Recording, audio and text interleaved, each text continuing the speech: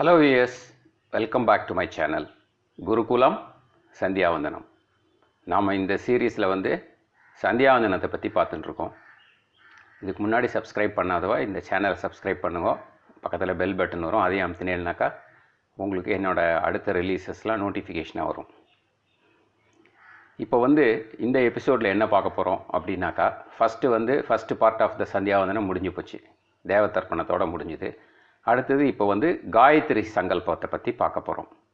So Gayatri ஜபம் பண்ணி எப்படி சந்தியாவந்தனத்தை நிறைவு செய்கிறது அப்படிங்கிறத நம்ம அடுத்த வர்ற எபிசோட்ஸில் எல்லாம் பார்க்க போகிறோம். ஸோ ஃபஸ்ட்டு காயத்ரி ஜபம்.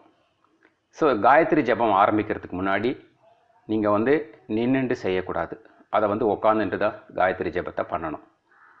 ஸோ காயத்ரி ஜபம் பண்ணுறதுக்குன்னு சில முறைகள்லாம் இருக்குது, அதை பின்பற்றணும். நல்லா சுத்தமான இடத்துல ஒரு மனையை போட்டோ இல்லை ஒரு வஸ்திரத்தை போட்டோ உட்காந்துக்கணும்.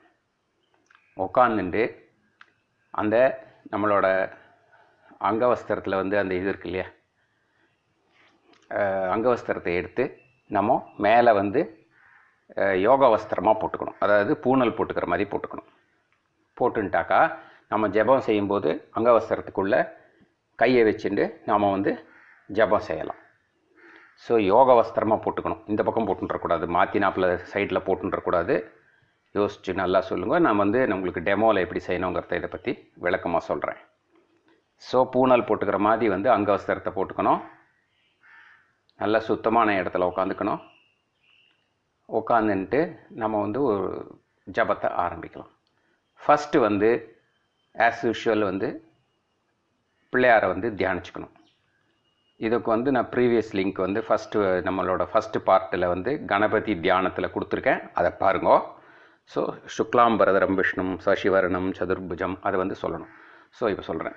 சுக்லாம்பரதரம் விஷ்ணும் சசிவர்ணம் சதுர்புஜம் பிரசன்னவதனம் தியாயேத் சர்வ விக்னோபசாந்தயே. அதுக்கப்புறம் பிராணாயாமம் பண்ணணும்.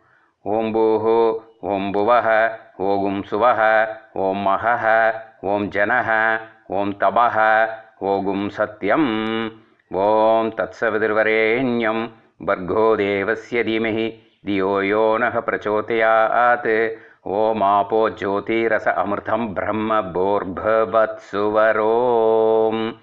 இதை பிராணாயாமம் செய்யணும். இது பிராணாயாமம் செய்யணுங்கிறதுக்கு நீங்கள் என்னோடய ப்ரீவியஸ் லிங்க்கை பார்த்து பிராணாயாமத்தை கற்றுக்கலாம்.